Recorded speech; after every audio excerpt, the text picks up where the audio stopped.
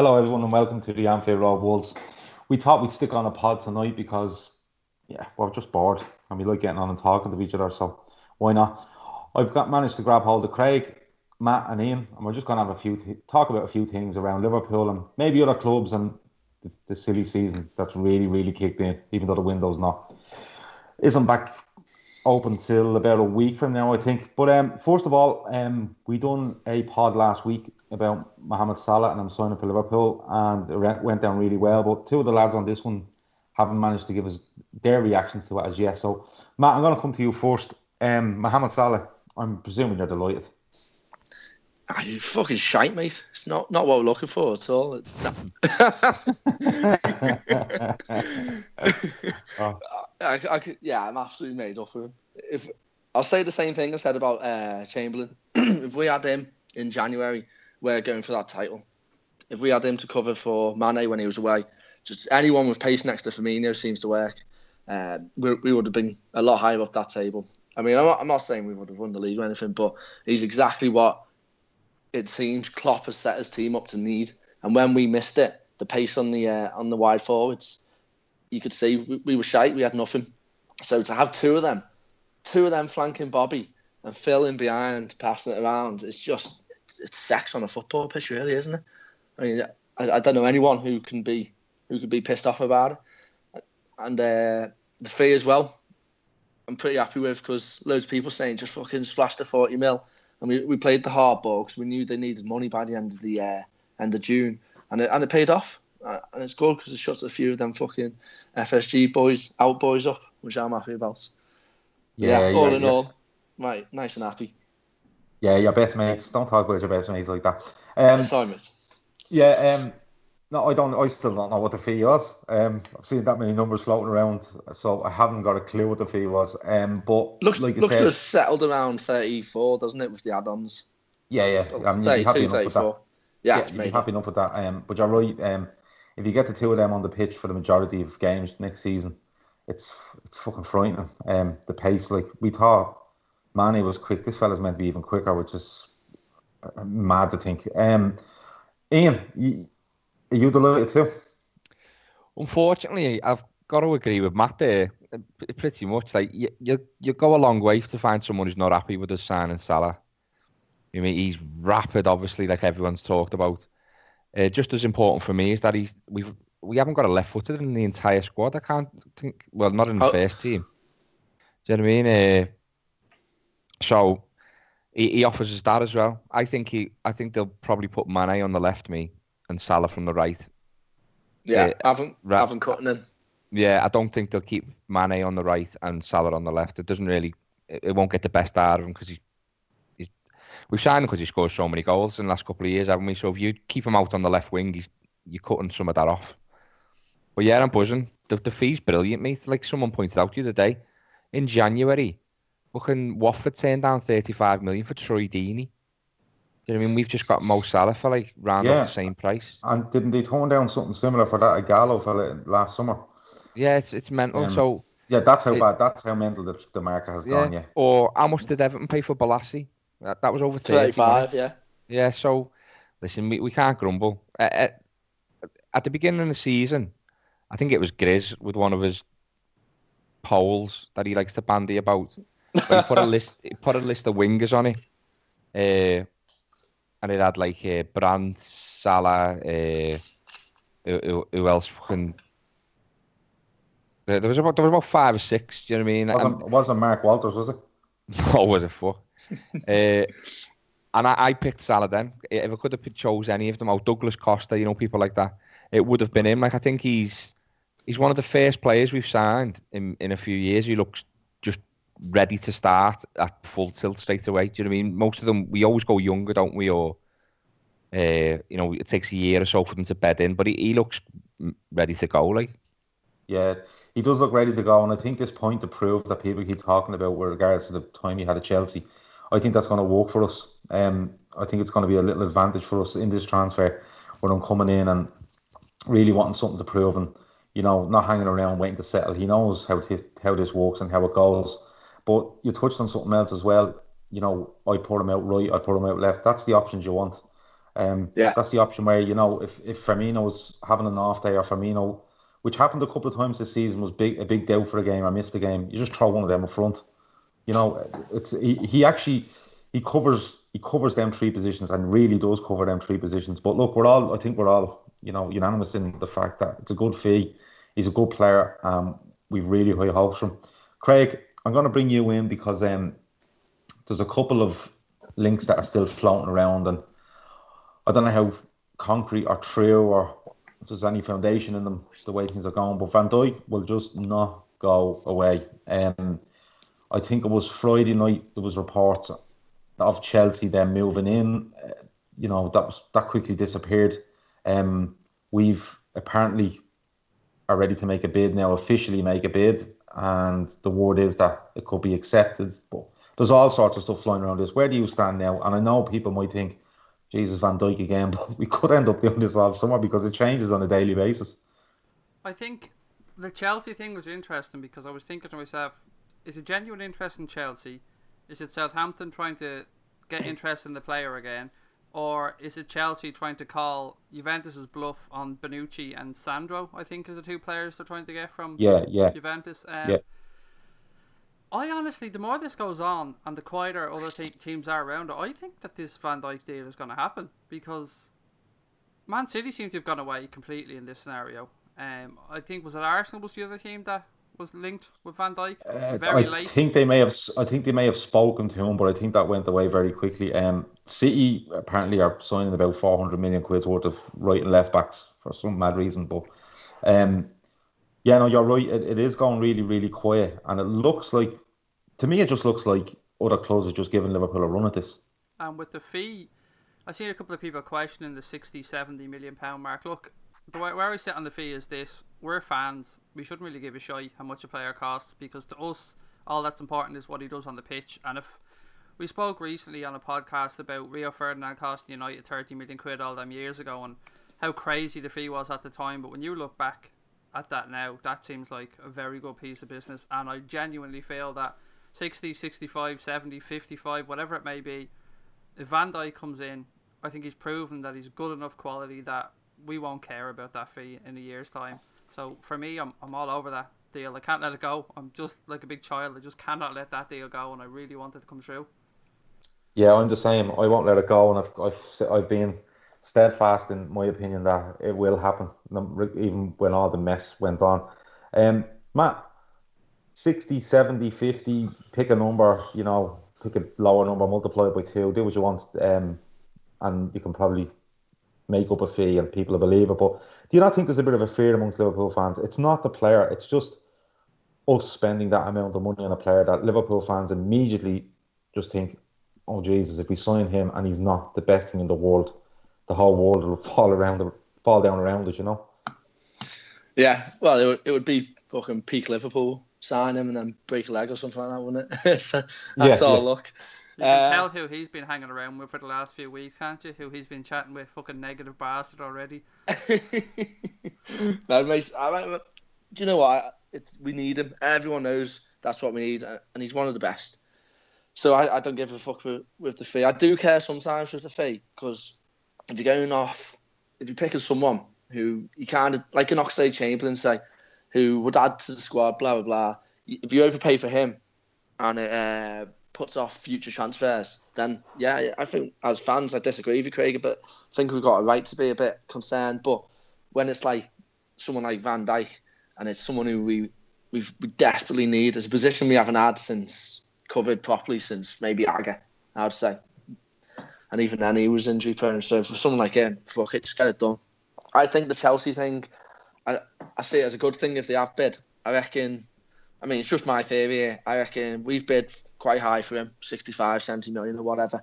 And Southampton got the bid sitting there. They don't want to lose face to their fans. So if someone like Chelsea comes in, it might have even been leaked by Southampton this. If someone like Chelsea comes in and bids 60 million, they can say, all right, well, we accepted 70 from Liverpool to save face, if you know what I mean. I may be clutching here, I'm just guessing, but I think we've got a bid sitting there, and we're waiting, from what I read anyway. I don't know if we have a bid sitting there. I think we're tippy-toeing around Southampton at the minute. You'll probably see Liverpool, contacting them and making sure everything is all right before they put in a bid, so they don't rock another boat or just completely turn a boat over. But Ian, like, the way I feel about this is, right, if he wasn't the central defender, we'd be going, it doesn't matter, spend the money. My argument to that is, and people saying 70 million for a centre half, if you have a team that doesn't concede any goals, okay, rock solid midfield, creating chances all the time and not scoring enough, you'd want 70, 80 million striker in straight away, because you think that's exactly what we need. In my opinion, this player is exactly what we need. So my argument is, if it's 70, it's 70. You bite the bullet and you do it. Yeah. Well, who was it? Alan Hansen used to always say, like, good attacks win your games, good defences win your championships. Do you know what I mean? And for a few years now, Liverpool have been good going forward. Do you know what I mean? But it's like the Keystone Cops at the back sometimes, isn't it? Just, I think Klopp's got us set up right. I think defensively, as a unit, I think we're good.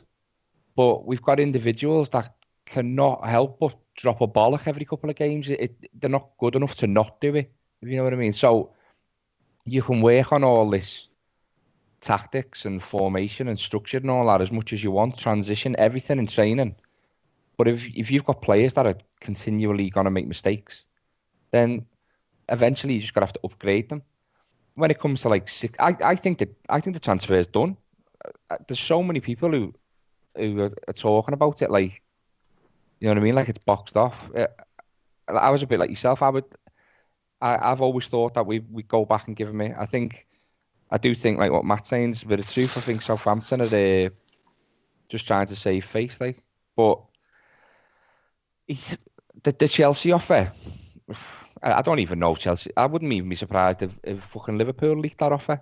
You know what I mean? Just anything just to get Southampton's like arse in gear. But yeah, I think he's coming, like, and I think he's outstanding. I also think he won't, like, but I also think he's good enough to come in as captain, to be honest. I don't think we've got a really strong captain in the team when Henderson's not fit.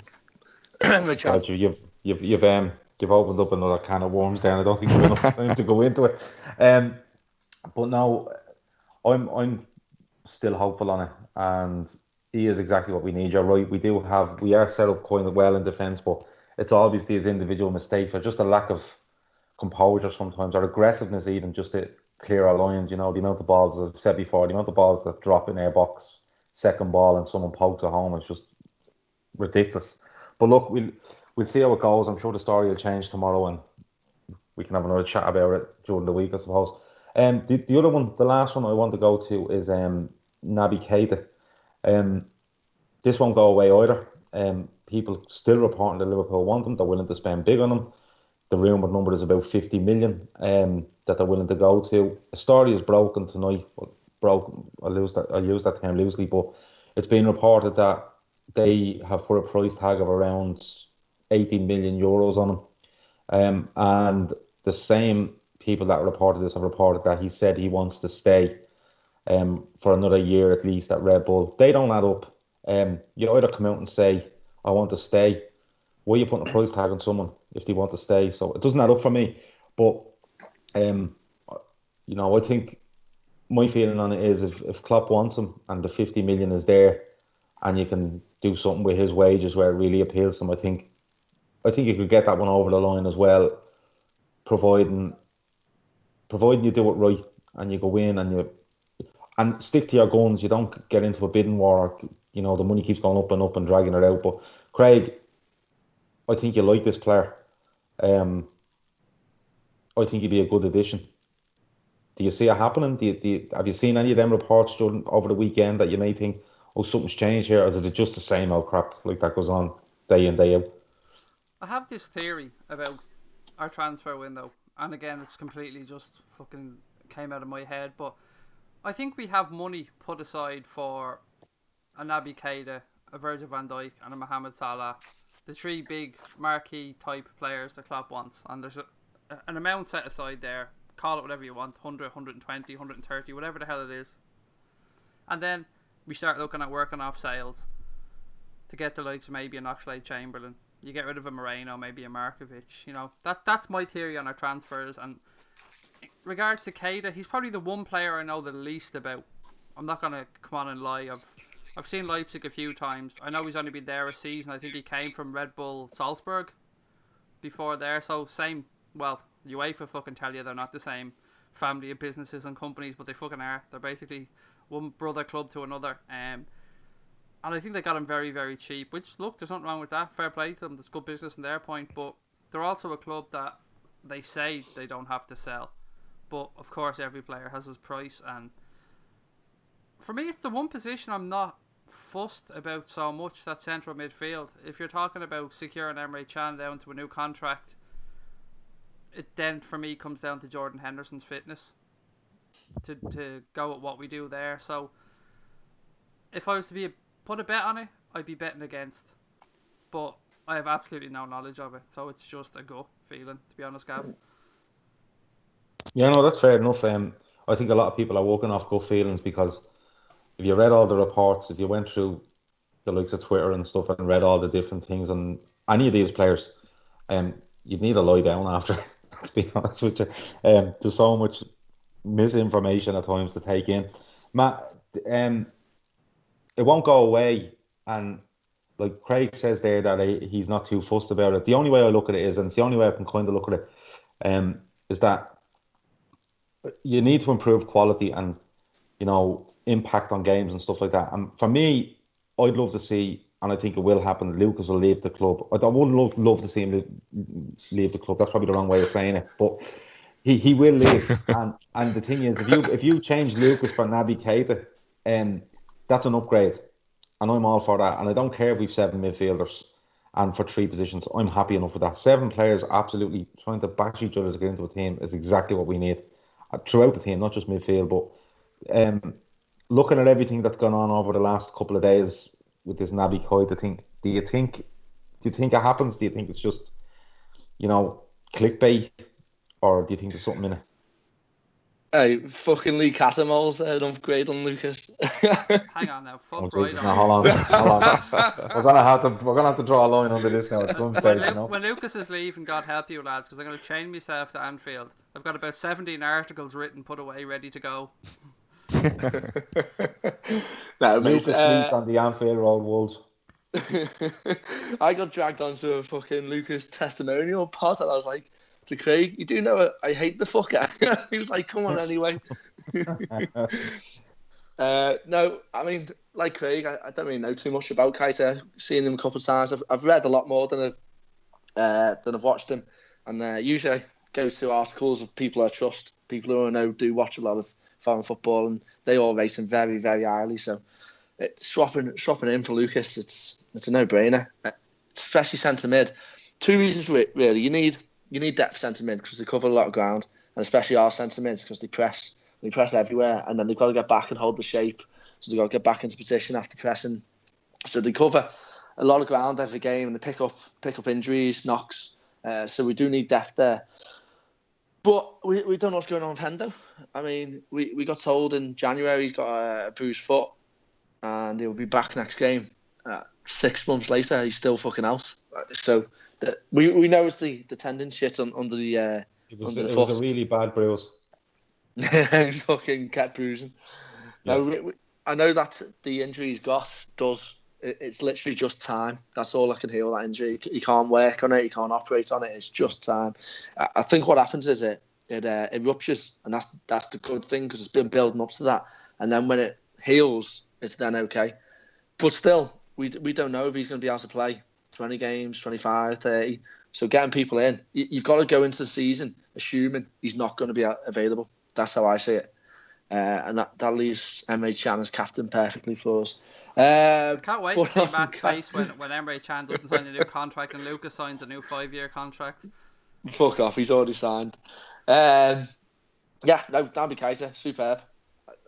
If that's what we need, then go out and get him. There's nothing wrong with squad depth. I hate all this on Twitter. It's this guy or this guy. Fuck you. Yeah. You need 3-4 for every position. Fighting 7 people fighting for centre mid is perfect. It's what we need. We've got the cup games. I love using the young players in the cup games. You see, cup games for them, and the outsiders, like this season, Lucas or people like that. And then you use your first team and you rotate your first team between your league and your Champions League, depending obviously who we're playing, or what type of team we're playing. So Kaiser offers us something that Hendo doesn't. I mean, people laugh at Hendo saying he's a bit of a crab. Yeah, he does, but he recycles the ball nicely, which is great against some of the top six. But then Kaiser's a lot more direct, which is better against maybe someone who's sitting back. It just gives Klopp the options that we need. Like, what about Yeah, no. Grujic, though, lads? Where do we see Grujic fitting into this situation? I like him. I mean, I haven't seen too much of him, but what I've seen, he's a good player. But he's still young. I mean, centre mid, not many come through at 19. Like, it's a lot of positional stuff which you do learn over time. So, I mean, if Kaiser comes in, it's less chance for him. But we've got a lot of games, as I said. So I'd like to see him get a few more. He seems nice. I mean, I hate the term. He's good with his feet for a big man. I think fucking 3 inches does fuck all between your brain and your feet, something like. But he's quite classy. Yeah, no. Look, you've touched on it the same way I have. People fighting for places in the team. It's not only that as well. Like, squad depth is very important, and you're right in what you're saying. As soon as we're linked with a player, it's all, where will he fit in the team? Who's coming out of the team for him? Listen, that's not the way. That's a completely wrong outlook. You should be just looking going. He's going in there. He's in the squad. It makes our squad stronger. Great. And it's not only squad depth, but it's when we approach a game on a Saturday, the opposition won't fucking know what we're going to do because we don't know what we're going to do. You know, that kind of way. And I think that's important. And if you're going to pick 18, 19 players that are going to basically rotate between league and European games, and then you have, under 23 players or fringe players looking after the league or FA Cup. I'm all for that. Once you can have 18, 19 really top players that are going to fight. Ian, Naby Keita, do you think he is an upgrade on Lucas? There's no doubt about it, but do you think if he came in, what sort of role do you think he would play? Because I've seen him always. He's a defensive midfielder, or he's attacking. He's box to box. Where, not even where he'd fit in, but what do you think he'd give us if it happens? And that's a big if, because I think all these reports so far have very little foundation in them at the moment. Dynamism, mate. He's very quick off the start. I said a couple of times last year, Liverpool's midfield, they don't carry the ball very well. I mean, it'll change a bit if Coutinho goes into the number 8 next year or next season. But you very rarely see, like Matt was saying, Henderson very rarely runs with the ball. He'll get it and spray it. Wijnaldum's not really that type of player either, although he seemed to be growing a bit towards the end of the season and doing that. But I just think in getting the ball from back to front, Keita can cover 30 yards in seconds without even realising. He's skillful, he can go past players. So I think he's almost wasted as a defensive midfielder. I'd prefer him in the Wijnaldum role. I think he's a better player than Wijnaldum, and I quite like Wijnaldum as well. But I think Keita's got the potential to be one of the best midfielders in the world, like, to be honest. Do you know much about him? Yeah, have you seen a lot of him? I watched the Bundesliga. I watched him last year, and I thought he was outstanding. So, like, I didn't never see him. Is he boss? Yeah. He just. I'm trying to think. I can't even. There's a purpose in everything he does. Do you know when? Remember when Chelsea first signed Essien, and he was just pure power and pace, and he was just. He reminds me a bit of that. He's just so much energy. It's unreal. He's quick. He's 22, is he? Really young. I really like him. I think you could set up at the midfield all manner of ways with him, innit? Because he is versatile. Like, I've seen him. Sorry, go on, mate. But I'd just say I wouldn't want to just throw him as a defensive midfielder, though, because I think you're like cutting off some of his qualities. Like, yeah, I've seen him as getting out tight spaces. Like, quite a lot of videos of him, and he seems pretty good at that, which I think we do miss. Keeps the ball close to his feet, turns a few men, and that's it. And he's breaking the line, and all of a sudden you've got Mane and Salah fucking sprinting to the corners, and that's when the goal comes, really, isn't it? I mean, don't get me wrong. They're talking about that's stupid money, 80 million euros, whatever. Well, it doesn't make sense, Ian. No, it doesn't. Of course, a player wants to stay, and then for a price on him. Of course, if you think about it, at the start of the window, they said he wasn't for sale at all, and then they lob a price on him. They're coming down, mate. He's available 40, 50 million, I'm telling you. You don't say he's not available and then he suddenly put a fucking price on his head. Doesn't work like that. They're coming down. It could be just a case of them playing up to their fans or whatever else, the usual. But that goes on with every selling club, you know. They've leaked that. Who else is going to leak that? We're not going to leak it. Kaiser's agent's not going to leak it. It doesn't benefit him at all. They've leaked that. No one else. So you got to think, why would they leak it? And that's the reason. I think, to be fair to Leipzig, they're in a new position for them. You know, having only gone through the leagues over the last couple of years, and they had such a great season this season, finishing second. They don't want to really be setting precedents. It's been an easy touch for their great players. So I think they're trying to lay down a marker at this point. If they are going to sell Keita or Timo Werner or whoever the hell they're going to sell, I think they're just trying to show that they're not going to be pushovers. It's starting to practice, isn't it, mate? I think if they still got I think they have a yearly cap on wages. You know, it's like $3 million a year, which is only 50 grand a week. So I don't know if they changed it because of the Champions League, but at one point they did have that. So if they've got that, his head can be turned by Aussie easy. 90 grand gets him, him handing in a transfer request. We'll pay him the fucking the bonus or whatever he missed out on. So $3 million, I think, for the year. It's no problem for us, that. Yeah. I don't even think it's a matter of dough. I reckon Liverpool could offer him the exact same contract he's got at Leipzig. And at the end of the day, I might be being a bit arrogant, but we're talking about Liverpool Football Club. They've won 5 Champions Leagues. The world's renowned. Leipzig have just come out of nowhere. Do you know what I mean? He might think he owes them a little bit of loyalty, but not really. Fuck that. I reckon they sold it to him as a stepping stone. You know, Southampton get players and people say, come here, give us a few seasons, you'll be on the stage in Premier League. They would have sold Leipzig to him as a stepping stone club. So for them to turn around and not, I mean, again, I'm guessing, but then turn around and not give it to him, it kind of sets a bad precedent for the rest of the players who they might want to get across. You scowling there, Craig. Do you not agree with me, mate? No, Matt. No, it's just I'm trying to take in what everybody's saying. I don't really know that much about the lad, to be honest, or the scenario. So I'm kind of in the middle on this one. I don't know what way it's going to go. So I'm not disagreeing. I'm not agreeing. I'm kind of just sitting on the fence, buddy. Yeah, no, that's there's a few mixed opinions there on him. Where he could play, what he might bring, different things like that. But look, I'm going to go off Liverpool because we've spoken about them enough. I just wanted to see everyone's thoughts on the other clubs around us. You know, City, Chelsea, Spurs, Arsenal, United, even Everton, who've made a couple of signings. Is there anyone that stands out for you that you think needs, not an overhaul, but needs a few good players to progress next season? And what way would it affect us, you know, as we move on and try to improve ourselves? Craig, I'll come to you first. As you look at the clubs there now at the moment and the squads they have, who do you think needs the most? Yeah, it's a tough one to say. If I'm being blunt about it, United, I think, really. I looked at their squad last season and they never worried me. Like, I mean, Ibrahimovic scored, 25 goals, give or take. I don't know the exact number, but even he didn't seem that great to me. Pogba, look, I'm not going to sit here and say he's shite because he's not, but he's not the world's most expensive player, nor will he ever be in regards to value, like in regards to what you're getting for your money. I don't think he should be anywhere near the world's most expensive player. They need a lot of defenders. I mean, they bought Bailly or Bailey or whatever way you want to fucking pronounce it, and I don't rate him, to be honest.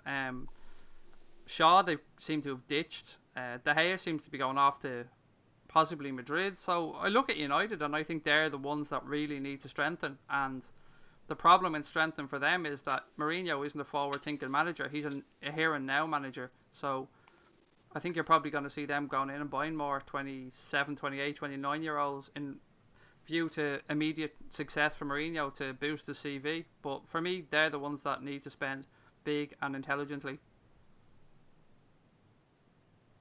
Yeah, fair point. They have the finances to do so. I think they have a very good squad, United. I just think the style of play they play just doesn't suit the players they have. Like you see, and as well, I don't know, like they kind of gave up near the end of the season. They probably could have pushed a bit more for forward, similar to what we won the season before. But they definitely have the finance to put things in place. They've signed that lad Lindelof, haven't they, as a centre half, and they're looking around at another few. They're being linked with lots of players. Matt, one other thing I wanted to come on to as well was Spurs.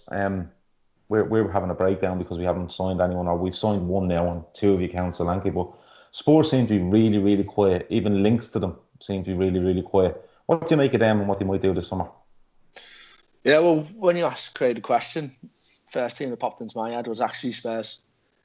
Well, their biggest signing, because they've got quite a young squad, their biggest signing is going to be another year's experience, I think. You look at their squad, and there's not too many positions where you go, they desperately need someone. I think a good attacking right back. Centre backs are absolutely sorted. Two best in the league, at least two top five in the league with Toby and Jan. Maybe centre mid. I mean, I don't really fancy Eric Dyer myself, so if I was them, maybe look at a nice defensive midfielder sitting there. Dele Alli, superb. Dembele, yeah. Christian Eriksen, unbelievable. Harry Kane, don't even get me started on that prick. He's the weirdest footballer I've ever seen. That lad should not be any good at football. And I don't know how he does it. He's good. I can't. It's just like every season I have a bet with my mates and I fucking lose it. I lose 20 quid every season that he won't get over 20 goals. He just fucking keeps doing it. And no, I can't. It baffles me head. I can't work out why. He's in the right place. I think a lot of it, he's super confident. So he gets that ball and there's no doubt in his mind he's going to smash it and it's going in every time. I mean, even the ones where it doesn't go in, it's close. And I think it could just be a pure confidence thing. And to be fair, he has got very good technique on his shots. But he runs through and he has about 17,000 deflections off shins and knees and ball bags and all sorts. And it'll pop up to him and he'll just belt it in. Does my head in. But yeah, Spurs are the ones to worry about. He can't write off the others. Like, we've still got Pep in this league. I mean, people might have written him off this season, but he knows now. He's had a season with the team. He knows exactly what needs to be done. And it's not like City aren't going to spend. City are going to be very, very powerful next season, I reckon. Between them, Spurs, Chelsea always good. I'm not really asked about United. I think Mourinho's a fucking bit of a fraud these days. He's had his day. He's a shite defensive manager, and I don't rate him really at all anymore. So I'm not asked about them. They've got to buy two very, very good centre mids and a centre forward. And with transfers fucking only working about 50% of the time, there's no way all three are going to pull off. So I'm not too bothered about them really. So I think top four next season. And you haven't even asked me, but I'll just go in and answer anyway. I'm looking at about. I reckon it'll be Chelsea, City, Spurs, and us. And I haven't a clue who's going to be number one. It could be one of many. I'm looking forward to this season because we're up there as well, I reckon. But it's going to be a fucking exciting one, I reckon. There's some good managers in this league. Yeah, there's some great managers in the league. I was only speaking to Craig a while back. When I say a while back, it was probably about an hour ago, and we were talking about Harry Kane, and I'd love him in Liverpool's team. I think he's absolutely perfect for Liverpool's team. Playing down the centre with two really, really quick players around him. That's just my opinion on him, though. But Ian, when you look at the teams around, who do you think has to do the most in the summer, and who do you think will come out of the summer looking really, really strong? I think coming out the summer, City are going to come out of it looking strong, aren't they? They're not fucking about. Possibly Chelsea as well, because Chelsea know what they want. I think the teams that need to do the most would be United and Arsenal. I think Arsenal have finished under Wenger. I don't think he's got it anymore. I think they should have got rid of him at the end of this season, or at least let him step upstairs or do whatever it was. But they're struggling. They could potentially lose Ozil and Sanchez still. You know what I mean? They're talking about maybe going for Martial for 40 million if they don't get Mbappe. So they're already you know what I mean? They're not at the top table when it comes to getting players now, and they're not in the Champions League either. So if they miss that 2 years in a row, they're struggling. They've got about 3 owners that can't fucking stand each other. Arsenal are on the precipice, I think. United are really slow side, really slow. I'd actually quite like Luke Shaw at Liverpool. I don't know what anyone else thinks about that, but I've always rated Luke Shaw. Moreno's got no problem throwing a player under the bus. Do you know what I mean? Especially the fat ones. So, but they need a right back. Although I did read that they were linked with that. They reckon that Fabinho's on his way. Is it Fabinho? From Monaco. Is that to right United? United, yeah, 40 mil. Yeah, he's a good player, but like Matt said there, Moreno, he's played out. The game's moved on. You know what I mean? Is two defensive midfielders and everyone sit back technique. It doesn't work anymore. Football's over the last couple of years, it evolves, doesn't it? And at the minute, it's very attacking. He's talking about buying Matic from Chelsea for 40 million. Isn't he nearly 30? Matic. He's slow as shit as well. If they're talking about spending 60 million on Eric Dyer, and I think Eric Dyer's dog shit. He's just pure I don't rate him at all, mate. overhyped English bollocks. So the players I see United getting linked with, unless United went out and bid 120 million for Mbappe or someone along those lines, really made a statement. But the players he's getting linked with, I'm not that impressed by anyway. So I'm not particularly asked about any of them. I think Tottenham if Tottenham were going for Naby Keita, I'd be really worried because you put him in that side and they win the league, I think. But I think Arsenal are finished. United need about 4 or 5 players of pace. I think Spurs will go close to winning the league. I think City will piss the league, to be honest. And then I think us and Spurs for second place next year. Yeah. Interesting. A lot of people seem to have that top 4 in their head the same. It's a popular view that City, Chelsea, us and Spurs, but I wouldn't write off United yet. I think that they have got the spending power, and I think if Mourinho even just loosened up a little bit, they have got the players there that can hurt you. It's just the way he sets them up. But they set out not to be hurt rather than hurting other teams. The thing is, Gav, though, they've got like 4 positions they need to make a very good signing in. And how many times does a transfer pull off? You're not going to get 4 positions sorted, and with them being central to the park, like centre mid and attacker, it's highly unlikely that it's going to happen for them. And that's without even them selling De Gea. If they sell De Gea as well, they are fucked. Yeah, fucked. Yeah, 3 years in a row he's been their player of the season. Romero, they've got his crap. The amount of times he saved 10 points, it fucking does my head, and I hate them pricks. But it's fucking, I can't stand the way, like, I like De Gea, but I can't stand the way that they just rely on him for points. And he does it against us, he does it for everyone, and it just does my head in. It was just saving him 2 points or a point when they should be fucking losing. Any other keeper would have let a goal in, and he's there. He gets them about 15 points a season. I don't give a fuck. Yeah, no, he does. The whole De Gea thing to Madrid is a little bit quiet, but yeah, he's massive for them. He's absolutely massive for them. But no, my own view on it is that I kind of just watch what Liverpool do, but you'd have to fear what City are doing. City just have this in their mind to build a super team with 22 players that have equal quality, and they'll mix them around as needs be. Spurs, I think, always try to do their business a little bit later in the window when there's a little bit better value after there's a lot of money is being thrown about. And we've already covered United. Arsenal is a very weird one. It's only going to take, and I mean only going to take 30 minutes of bad football at the start of next season, and there's going to be an absolute carnage at that club. Who else is there? Chelsea. Well, I think Chelsea look. Sorry, go. I was going to say, check what happens if Arsenal get Lacazette? He's a good player. He is a good player. It's one that I thought Liverpool would go in for.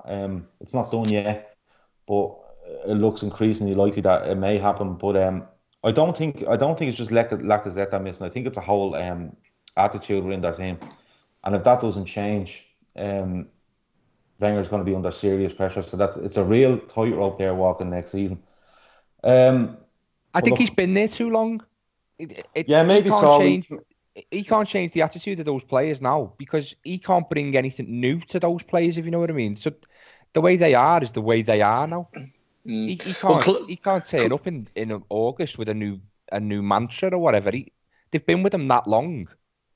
I think they needed a fresh bit of blood up, like as a coach. Do you know what I mean? But yeah, Klopp said it when he was at Dortmund, didn't he? He said like they had that bad season. Well, to be fair, it was only first half because they did have some bad injuries. But he said they need a new voice. My players have heard my voice for too long. They need a new voice, and that's why he left. And that's what Wenger should do, I think. Yeah. But yeah, he loves the club. He loves the club, and he's in such a position of power there that he might not want to let it go. And I think the FA Cup win kind of justified things for him. But I really do think that one half of football early on in the season are a really bad result, and it could be all out war at that club. But look, it's hilarious. It can be hilarious when it's somebody else. But look, we've spoken enough about the other clubs, and we'll probably come back to it later on in the summer when things kind of, become a little bit clearer on what squads we're going to have to go in. But we're going to finish up in a few minutes. But I just want from each is the craziest transfer rumour you've heard during the summer. Craig, I'm going to start with you. Is there one that you just read and went, Jesus Christ, are we actually going to discuss this? Are we actually going to give this any credence? There's a couple. There's two, and it's everybody that isn't Real Madrid with Mbappe. And the second one would be the one I seen yesterday is United £100 million for Harry Kane. I just think it just fucking sums it all up for me. Football has gone ballistically fucking mental, and there seems to be no stopping this crazy train of fucking madness that's going on with the transfer bubble in football. I can't get my head around it. Well, where the fuck is it going to stop? Like, we're getting to a stage now where the basic quality footballer in England that is English or went to Blackpool and got a stick of rock on his holidays has to be worth 25 million quid no matter what. Harry Kane's a good footballer, but Jesus Christ, £100 million. No, not for me.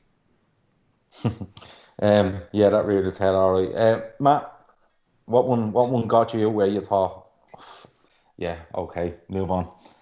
I don't know if it was a rumour, but I saw in one of the Ebs tweets that he thought they were getting Mbappe. Because, of course, they're fucking billionaires now, aren't they? So, yeah, Mbappe's with everything. I don't even think he knows who they are.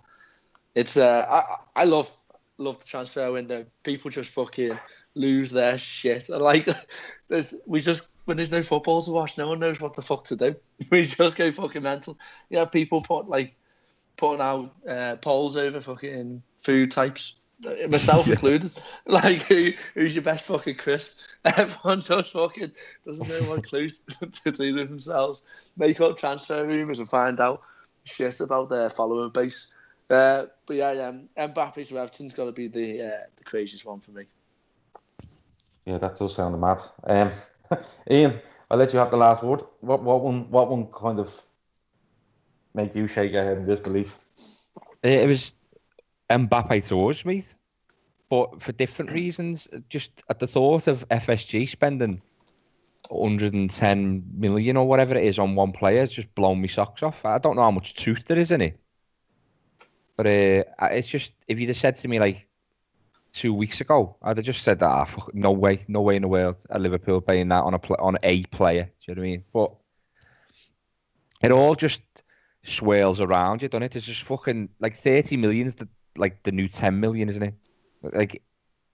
Like I think Swansea knocked back 30 million for Sigurdsson today. You know what I mean? It's just everyone's just got fucking shitloads of money. So I think half the time you best just go on an holiday for a month and then coming back at the beginning of the season and just not being stressed out to death about all the transfers. Like, Liverpool Twitter is hilarious for it. Like, yeah, it's right up there with any club for absolute mayhem.